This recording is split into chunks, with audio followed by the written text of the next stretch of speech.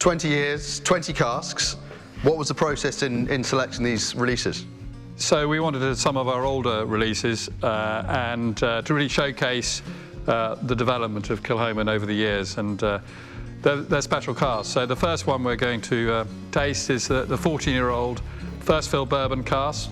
I think at 14 years of age, you know, the colour is lovely and bright and fresh, and it's just got that wonderful sort of fresh, zesty, citrus note on the nose, and on the palate, you know, it's all coming through that fruit, that lemon, citrus note, but also the back of the palate, you're getting a lot of that salty, briny character that we're famous for at Kilchoman. Is there a reason you selected 14 years of age? I think it sort of hits the sweet spot at around that age. You've still got that sort of Islay characteristic shining through, and I think that's key and important when people are trying Islay single malts. And then was it a case of comparing the heavier peated barley with our own barley with a similar age but in sherry cask? Not really. I think it was just key to showcase what we do, which is unique at Kilchoman, is growing the barley and doing the whole process on site. And I know that this is from our 100% Islay. It has that light, fresh, fruity character about it, even if it's in bourbons or sherry. With sherry, you just get a little bit more heavy note, a bit more sweetness, a little bit of spiciness, but it's still very fresh and fruity. The balance is all there. It's more lightly peated, so you don't get quite such a heavy peaty character coming through, but it's wonderfully fresh and fruity, and it's something that we're hugely proud of here at Kilchoman, you know, controlling every aspect of the production. And all fresh Oloroso sherry butts? Yeah, all fresh, and these are all fresh casks we've used, and I think it showcases the quality of the casks that we're using. I suppose back then we weren't filling many refills at all?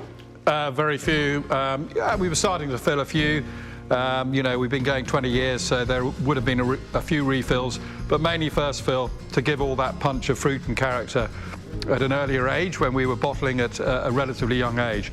But it's great to see how these have developed over the years and really come to fruition and come to full maturation.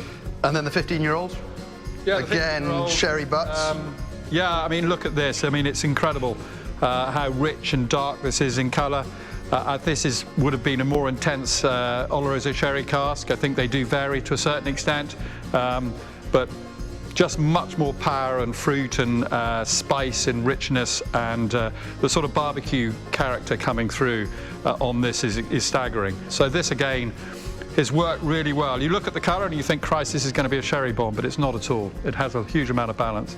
And I think when you nose and taste these, because our spirit has this sort of floral, sweet character, therefore you don't get a lot of spirit character coming through, and you don't feel as though you need a huge amount of water on these to open them up. So it's amazing. At 50–55%, those first three really sort of showcase the floral sweetness of our whiskies.